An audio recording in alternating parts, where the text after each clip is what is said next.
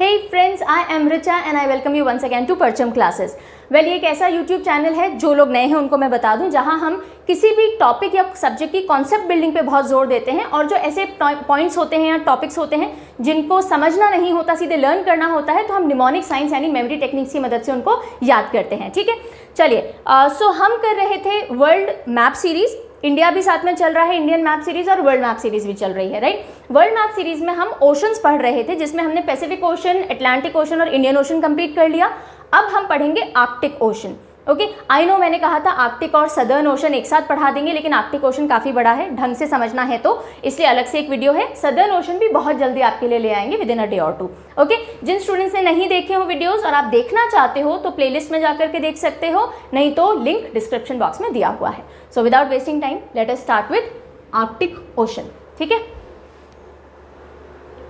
चलिए। सो ये आपको डॉटेड लाइन दिख रही है, दिख ही रही होगी, आई एम अज्यूमिंग, है ना। सो ये क्या है, कौन बताएगा, जल्दी से बताओ, व्हाट इज दिस। ये है आर्कटिक सर्कल। कितने डिग्री लैटिट्यूड पे आता है? 66.5 डिग्री लैटिट्यूड पे जो लाइन, इमेजिनरी लाइन हम ड्रॉ करते हैं उसको कहते हैं आर्कटिक वृत्त या आर्कटिक सर्कल। और इसके अंदर अंदर जो आपको ये वाटर बॉडी दिख रही है, ये पूरी क्या है?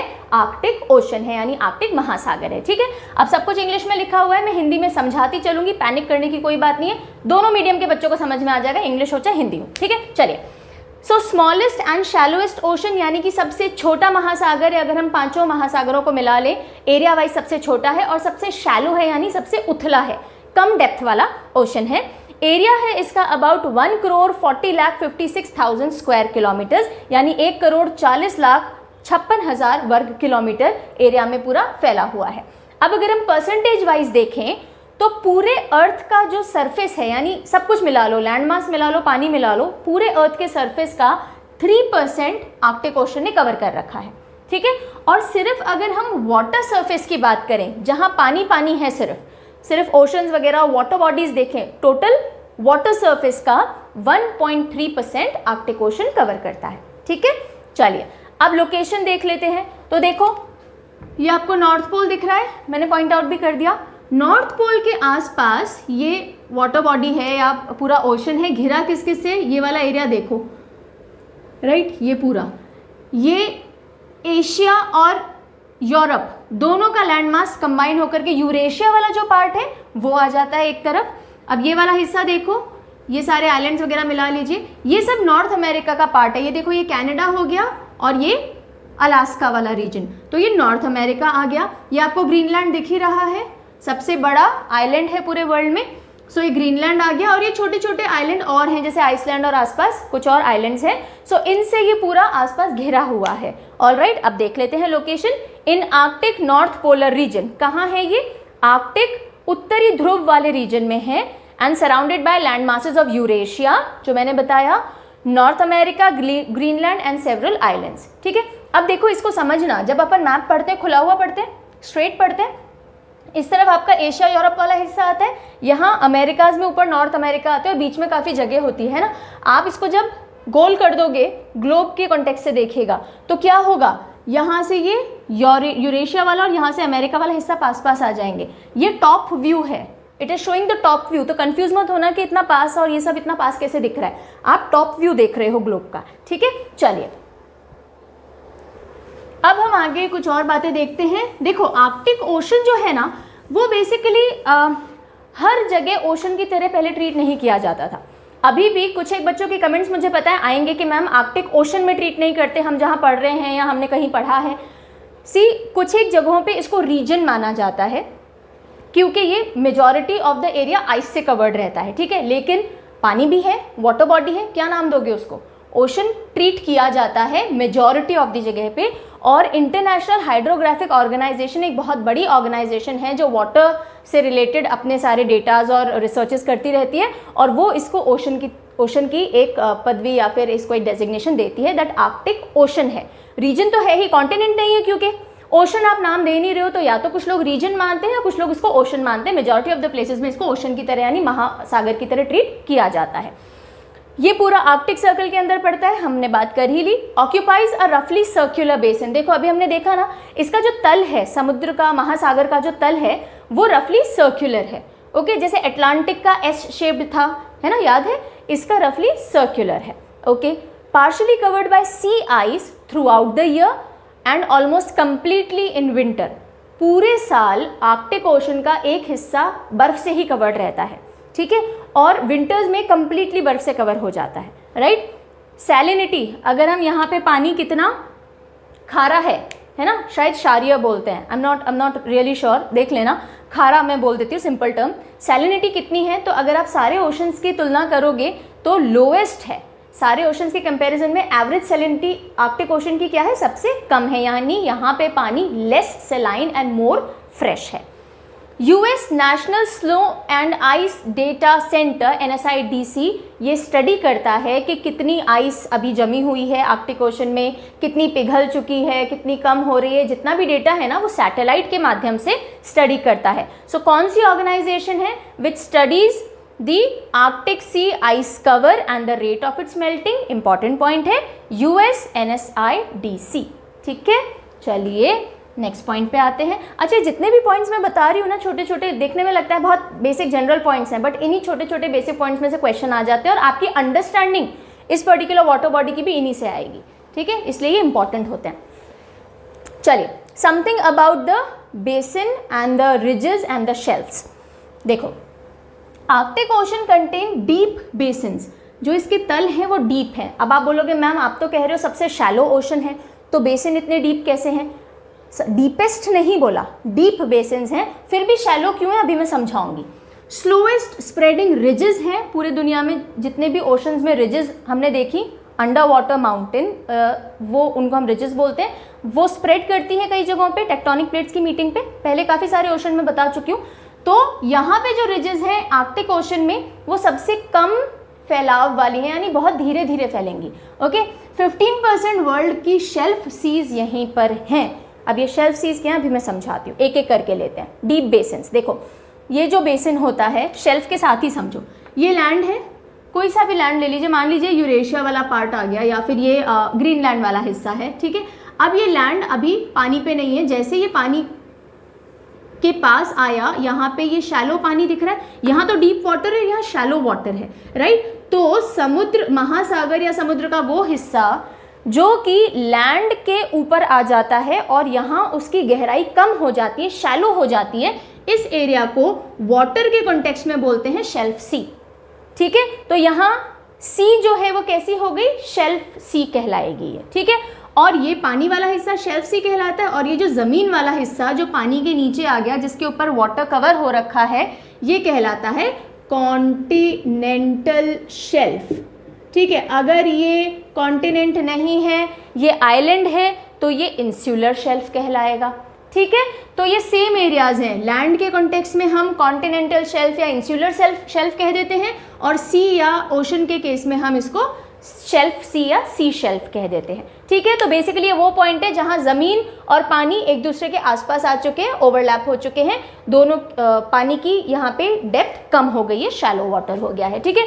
तो आर्कटिक ओशन में शेल्फ सीज बहुत बनी हुई हैं, ठीक है। लैंड बहुत अंदर तक पानी में आता है या पानी बहुत अंदर तक लैंड पे जाता है, कैसे भी समझ लो, ऑलराइट। और उस वजह से देखो ये शैलो है ना, यहाँ पे डेप्थ ज़्यादा नहीं है ना, तो बेसिन तो डीप है, लेकिन 50% बेसिन, जैसे मान लीजिए अगर टोटल यहाँ तक है ये बेसिन, तो 50% यहाँ तक शेल्फ सी ने घेरा हुआ है, और इसलिए शैलो एरियाज बहुत ज़्यादा होने की वजह से पूरा आर्कटिक ओशन का जो एवरेज डेप्थ है वो कम हो जाती है। बात समझ में आ गई?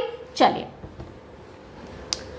अब रिजेस मैंने बता दिया, रिजेस क्या होती हैं पहले भी बता रखा है, जो दो टेक्टोनिक प्लेट्स होती हैं आपस में डाइवर्ज करती हैं, यानी दूर जाती हैं, तो नीचे का जो मैग्मा है, जो कोर से, धरती के गर्भ से जो गरम गरम लावा मैग्मा निकलता है वो ऊपर आता है, पानी की वजह से ठंडा होता है, साइड में जाके जमता जाता है, उस जमाव से जो माउंटेन्स या हिल्स बनती हैं अंडर वाटर, उनको बोलते हैं रिजेस। कई कई जगह पे पानी के ऊपर भी दिखने लग जाती हैं, जैसे कि अंडमान निकोबार आइलैंड्स के लिए माना जाता है इंडिया में, राइट, कि वो रिजेस के ही टॉप पोर्शंस है, राइट। सो रिजेस जो है यहाँ पे स्प्रेडिंग कम करती हैं, धीरे धीरे करती हैं। शेल्फ सी समझ में आ गया, डीप बेसिन समझ में आ गया, पॉइंट क्लियर है? ओके, शेल्फ सी मैंने बता दिया, relatively shallow water that fringes the continent.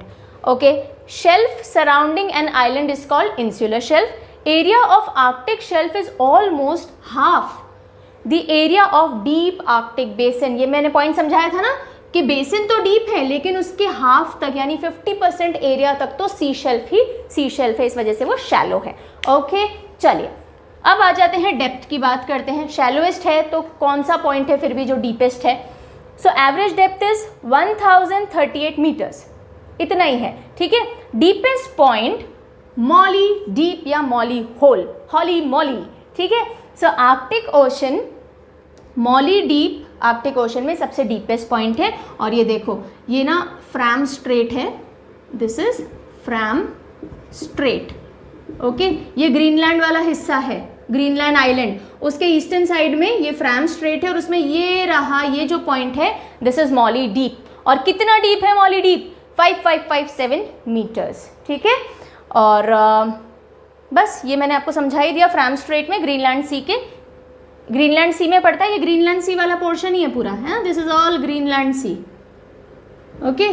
और ये ग्रीनलैंड के ईस्ट में ग्रीनलैंड सी है, उसमें ये फ्रैम स्ट्रेट है इधर इन दोनों के बीच में, और ये वाला पॉइंट इज मॉली डीप, ठीक है। मॉली डीप जब डिस्कवर हुआ ना उससे पहले जो डीपेस्ट पॉइंट माना जाता था, हो सकता है कई जगह आपको मिल जाए और आप कंफ्यूज हो जाओ इसलिए मैंने मेंशन किया है, उससे पहले लिथके डीप 5309 मीटर्स डेप्थ के साथ में इसको डीपेस्ट पॉइंट माना जाता था, लेकिन now Molly deep is the deepest point. Okay चलिए अब देख लेते हैं आर्कटिक बाकी सारे ओशंस से कहाँ कहाँ मिलता है। वैसे तो हमने पहले पढ़ लिया है, देखो ऑल राइट। सो ये आ गया पूरा हमारा नॉर्थ अमेरिका वाला हिस्सा, ठीक है। ये आ गया हमारा यूरेशिया वाला हिस्सा, ये आपको ग्रीनलैंड दिख रहा होगा, ओके। सो अब देखो नॉर्थ अमेरिका और यूरेशिया, अगर एशिया हम इधर देखें, अगर आप खुले मैप की बात करो, इन दोनों के बीच में यहाँ पड़ेगा पैसिफिक ओशन, एम आई राइट और नॉट?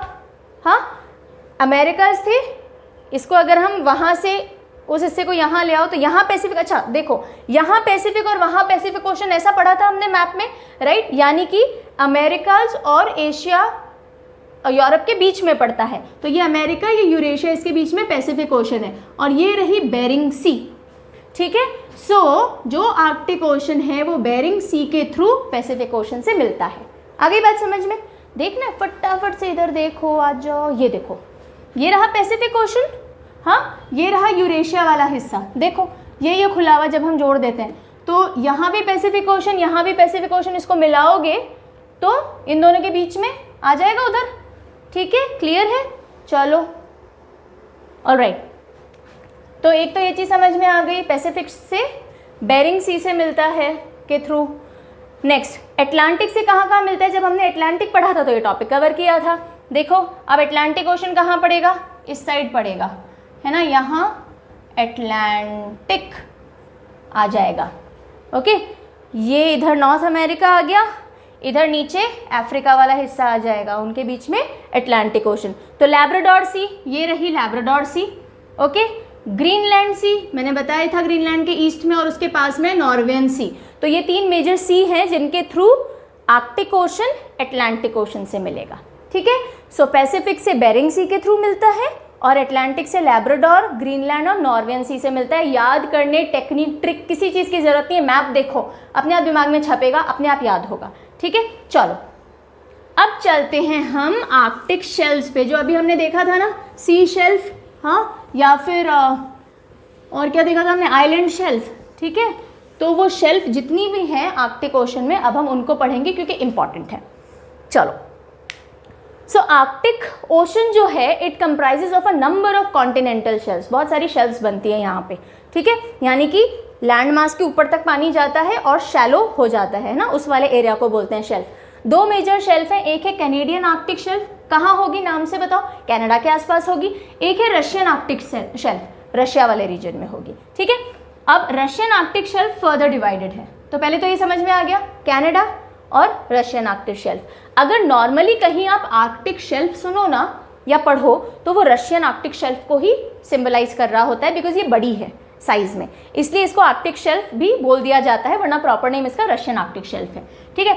अब consist of 3 separate and smaller shelfs, इसमें भी 3 छोटी छोटी और शेल्फ आती हैं। एक है बैरेंट सी। बेरिंग सी अलग थी, कंफ्यूज मत होना, बेरिंग तो पैसिफिक से जोड़ती है, ये है बैरेंट्स शेल्फ, सी बोला मैंने, कोई बात नहीं, यहाँ पे हम शेल्फ की बात कर रहे हैं, Barents shelf. Okay, Chukchi she shelf, she shelf नहीं सी शेल्फ, टंग ट्विस्टर है, चुकची। ओके, बहुत फनी नेम है, ऐसे याद हो जाएगा। और तीसरी है साइबेरियन शेल्फ। ओके, इसको अगर आप ऐसे थोड़ा मोड़ा करके जोड़ लो तो BSc हो जाता है ना, याद करना है कुछ तो ऐसे करना चाहो तो कर लो, BSc, ठीक है, बैरेंट्स, साइबेरियन एंड चुकची। ओके, चलो, तो अब ये तो मैंने बता दिया आपको कि ये टोटल हम ये पढ़ेंगे। अब डिटेल में आ जाओ, थोड़ा सा घबराओ मत, बहुत गचड़ पचड़ सा मैप है, मैं सब समझा दूंगी। चलो, कैनेडियन आर्कटिक शेल्फ, हाँ, दिस इज कनाडा वाला हिस्सा है ना, ये कनाडा है, ये कनाडा के ऊपर छोटे छोटे आर्कीपेलेगो हैं, ये कनाडा का ही हिस्सा है, उसके ऊपर आइलैंड्स हैं बेसिकली, ठीक है। So underlying Canadian Arctic archipelago which are group of 36,563 islands, ठीक है। ये जितने भी आपको ये छोटे मोटे आइलैंड्स दिख रहे हैं ना, ये सारे मिला करके कितने हैं, 36,536 आइलैंड्स हैं। और यहाँ पे जो शेल्फ्स बनती हैं उनको कहते हैं कैनेडियन आर्कटिक शेल्फ, ठीक है, आ गई बात समझ में। सो ये पूरा कनाडा है, मैं यहाँ लिख देती हूँ, दिस इज कनाडा, ऑलराइट। और ये इसके ऊपर जो ग्रुप ऑफ आइलैंड्स है, आर्कीपेलेगो क्या होता है, ग्रुप ऑफ आइलैंड्स होता है, राइट। अब देखो कौन कौन सी है, ये जो पूरी कैनेडियन आर्कटिक शेल्फ है किन किन से आजू बाजू घिरी हुई है। आइलैंड के नाम याद रखने की आपको जरूरत नहीं है, बस इस एरिया में जो शेल्फ्स बनती है उनको कैनेडियन आर्कटिक शेल्फ बोलते हैं। किन किन से घिरी हुई हैं आजू बाजू, तो वो देख लीजिए। वेस्ट में ब्यूफोर्ट सी, ओके, सो ये है ब्यूफोर्ट सी, ये पूरी, तो ये हमने रेड मार्क कर दिया है, ठीक है। वेस्ट में यानी पश्चिम में इस पूरे आर्कीपेलेगो के या पूरी शेल्फ के ब्यूफोर्ट सी आती है। ब्यूफोर्ट सी इंपॉर्टेंट है, शक्ल देख लेना थोड़ी, ठीक है। कनाडा, अलास्का, ये ब्यूफोर्ट सी वाला रीजन आ गया, ओके। उसके बाद में ये वेस्ट हो गया। ईस्ट में अब देखो ये ईस्ट वाला हिस्सा है, ग्रीनलैंड, बैफिन बे, डेविस स्ट्रेट, 3 बॉडीज आपको देखनी है। तो ये ग्रीनलैंड तो दिख रहा है ईस्ट में, है ना, ग्रीनलैंड, ये है बैफिन बे, ये वाला हिस्सा जो है बैफिन बे, ओके। और तीसरा पॉइंट हमने मार्क किया हुआ होगा,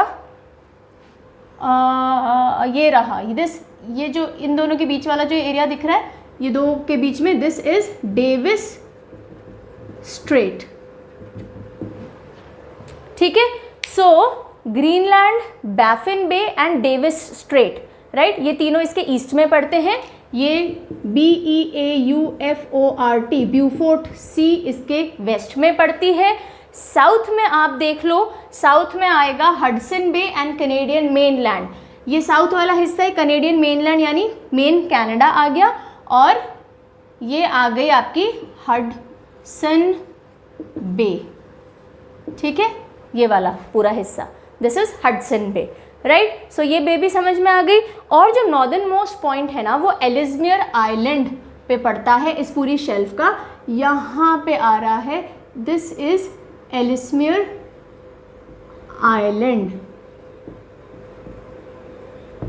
ठीक है। सो एलिसमियर आइलैंड, फाइन। सो अब फटाफट से देखो, आपको मुझे पता है आप पढ़ नहीं पा रहे होगे, प्रोजेक्टर पे दिखना डिफ़िकल्ट है, और अभी तो स्मार्ट बोर्ड का कोई सीन नहीं है, थोड़े टाइम बाद देखेंगे, राइट। सो एनीवेज, ये जितना पूरा आपको दिख रहा है, this is Canadian Arctic shelf. अब इससे ज़्यादा डिटेल में मैं बना के नहीं दिखा सकती हूँ, मैं पूरी अपनी तरफ से कोशिश कर रही हूँ। कैनेडियन आर्कटिक शेल्फ है, वेस्ट में ब्यूफोर्ट सी आती है, ईस्ट में ग्रीनलैंड, बैफिन बे, डेविस स्ट्रेट आता है, साउथ में हडसन बे और मेनलैंड आता है कनाडा का, और नॉर्दर्न मोस्ट पॉइंट इस शेल्फ का आता है Ellesmere island, that is it, okay. चलो, सो ये क्या था, ये तो थी कैनेडियन आर्कटिक क्या शेल्फ, है ना। चलो अब आते हैं आगे रशियन कॉन्टिनेंट शेल्फ पे। ये इतनी खचड़ पचड़ नहीं होगी, दिखने में ही था वो, वरना वो बहुत सिंपल है, वो दिखने में इतना कॉम्प्लेक्स लग रहा था, otherwise it is very very simple. Russian continental shelf, popularly इसको आर्कटिक शेल्फ भी बोलते हैं, मैं बता चुकी हूँ, क्योंकि ये बड़ी है, ग्रेटर है एक्सटेंट में than the Canadian shelf. 3 separate और स्मॉलर इसमें शेल्फ्स हैं। सबसे पहली इज बैरेंट शेल्फ, अभी मैप में दिखा दूंगी, located in Barents sea, also known as Arctic warming hot spot. ये जो शेल्फ है बैरेंट शेल्फ, ये बैरेंट सी के अंदर अलाई करती है और बैरेंट सी को आर्कटिक वार्मिंग हॉटस्पॉट कहा जाता है बिकॉज यहाँ का जो पानी है ये वार्म हो रहा है और हॉटस्पॉट है यानी सबसे ज़्यादा गर्म पानी हो रहा है यहाँ का, और उस वजह से पूरे आर्कटिक का जो इकोलॉजिकल बैलेंस है वो थोड़ा बहुत डिस्टर्ब होना शुरू हो गया है। So it is a very critical situation. तो आर्कटिक वार्मिंग हॉटस्पॉट में बैरेंट सी आती है। दूसरा इस साइबेरियन शेल्फ, चलो पहले देख लो ना, ऐसे बिना रिलेट के मज़ा नहीं आएगा पढ़ने में। ऑलराइट, सो ये है पूरा Europe, Eurasia to be precise, है ना। सो ये रशिया वाला हिस्सा लिखा हुआ दिख रहा है आपको। अब इसमें हमें क्या देखनी है, 3 शेल्फ। तो ये देखो जो स्टार मार्क हो रखा है ये रही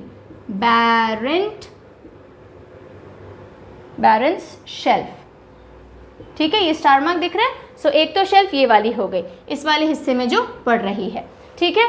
दूसरी हो गई ये ईस्ट साइबेरियन शेल्फ, ये दूसरा स्टार मार्क, और ये है हमारी चुकची शेल्फ, ठीक है। ये चुकची प्लेट्यू भी इधर आता है। तीनों समझ में आ गई।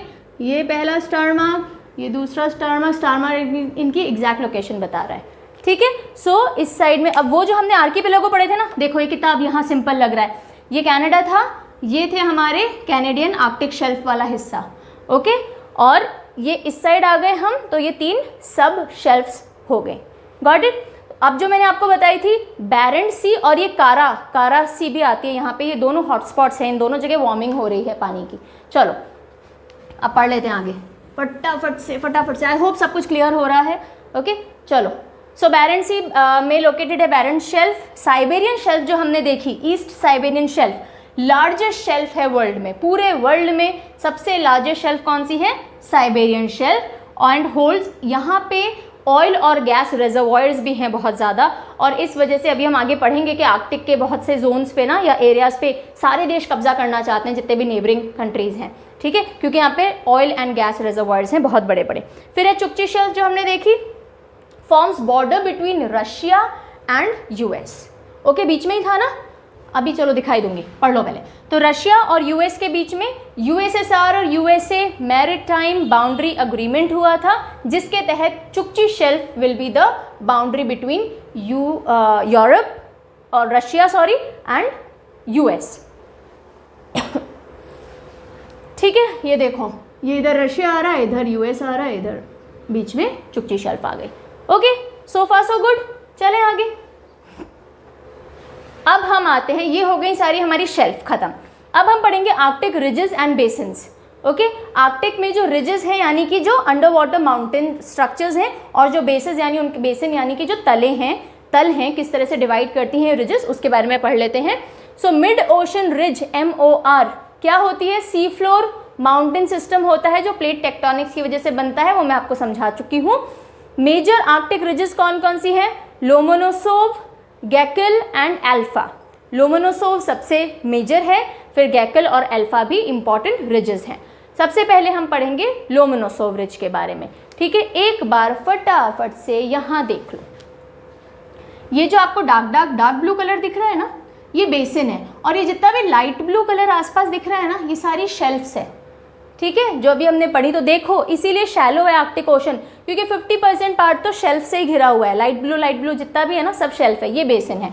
अब इसमें भी ये आपको दिख रही है एक स्ट्रक्चर लाइन जाती हुई, ठीक है, दिस इज लोमोनोसोव रिज, ठीक है, जो पूरे बेसिन को 2 हिस्से में डिवाइड कर रही है।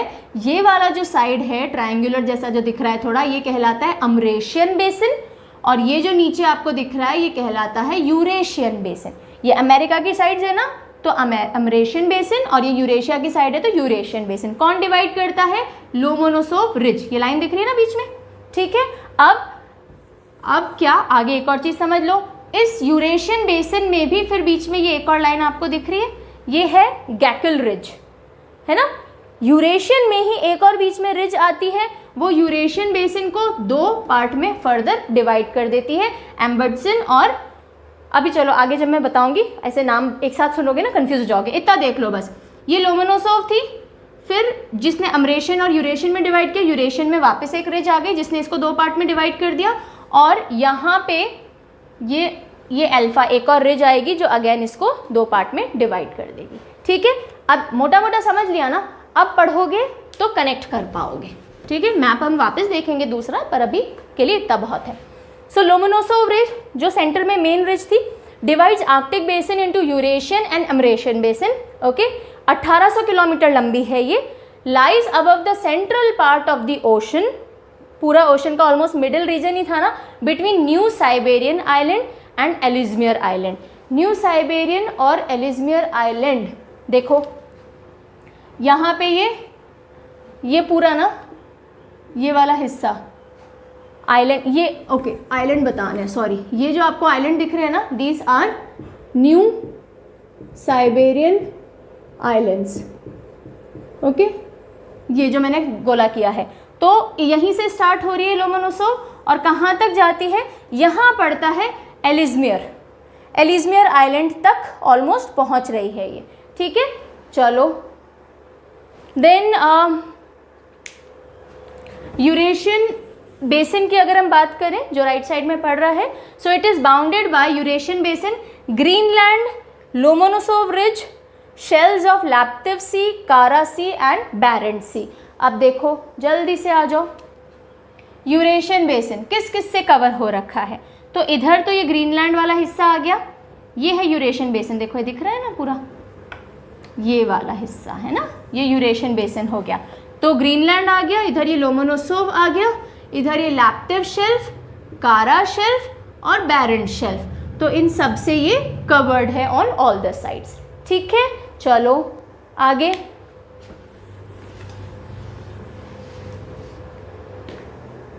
याद रहेगा बैरेंट शेल्फ की जगह तो तुम आपको याद हो ही गई है, बैरेंट के बिल्कुल पास में कारा शेल्फ है। कारा सी भी मैंने आपको बताई थी ना, कारा सी भी वार्मिंग हॉटस्पॉट है, तो बैरेंट, कारा और बस उनके आगे लैप्टिव। ओके, चलिए अब हम आ गए हैं, ये सिर्फ यूरेशियन बेसिन है ना।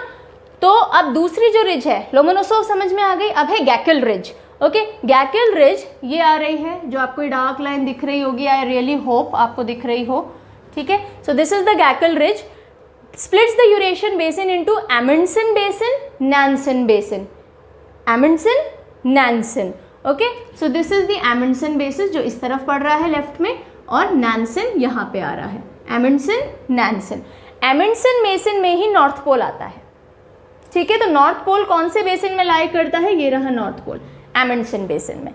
ठीक है, डीपेस्ट वन है आर्कटिक ओशन का, मतलब पूरे आर्कटिक ओशन के सारे बेसिन में से डीपेस्ट अगर बेसिन है तो वन ऑफ द डीपेस्ट ये आ जाता है, और जोग्राफिक नॉर्थ पोल यही लाई करता है। ठीक है, लोमोनोसोव ने यूरेशियन, अमरेशियन, गैकिल ने यूरेशियन को एमंडसन और नैनसन में डिवाइड कर दिया। ठीक है, अब किस पे आएंगे हम, अब हम आएंगे अमरेशियन पे। यूरेशियन खत्म हो गया, चलो ये वाला जो आपको हिस्सा दिख रहा है ना, this is the Amerasian basin. Almost अगर मैं ये सारे चीज़ें ना दिखाऊं तो ऑलमोस्ट ट्राइंगुलर जैसा सा दिख रहा है ना, इसीलिए इसको ट्राइंगुलर शेप जैसा बोलते हैं।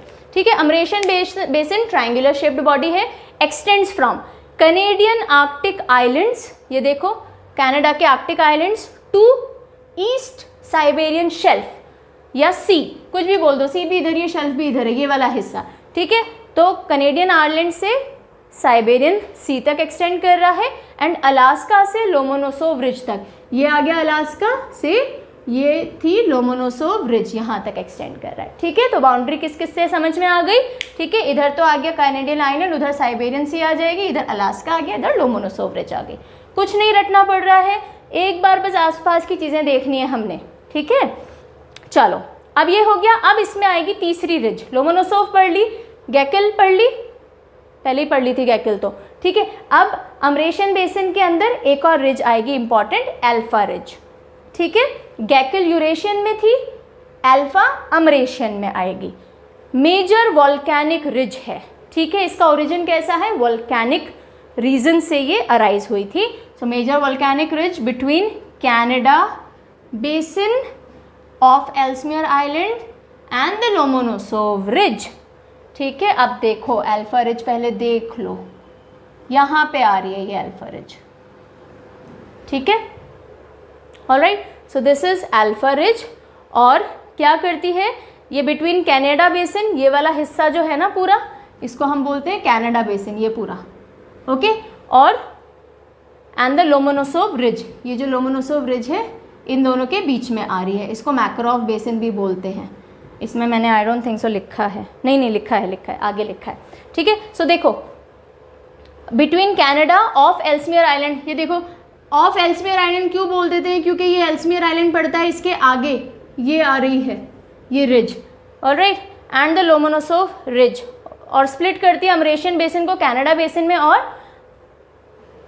मैकरॉफ बेसिन में, ओके। So this is Canada basin and this is Makarov basin.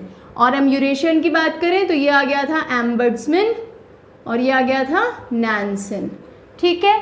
तो पूरा जो अटलांटिक बेसिन है मेजरली 4 पार्ट में डिवाइड हो गया है। तो और भी रिजेस, जैसे यहाँ पे छोटी छोटी और रिजेस आएंगी, बट देन जो मेन थी वो हमने कवर कर ली हैं, वरना खिचड़ी बन जाएगी और इम्पॉर्टेंट भी नहीं है, वरना हम ज़रूर पढ़ते, ठीक है। तो यहाँ तक हमने कवर कर लिए हैं आर्कटिक से रिलेटेड शेल्फ्स भी, रिजेस और बेसिन्स भी। वीडियो लंबी हो गई है और अब अगर मैं कंटिन्यू करूँगी मुझे बहुत जल्दी समझाना पड़ेगा, जो मैं नहीं करना चाहती। तो अभी इसको यहीं ख़त्म करते हैं, पार्ट 2 में कंटिन्यू करते हैं आर्कटिक ओशन को, ठीक है। जल्दी से मिलेंगे, चलिए बाय।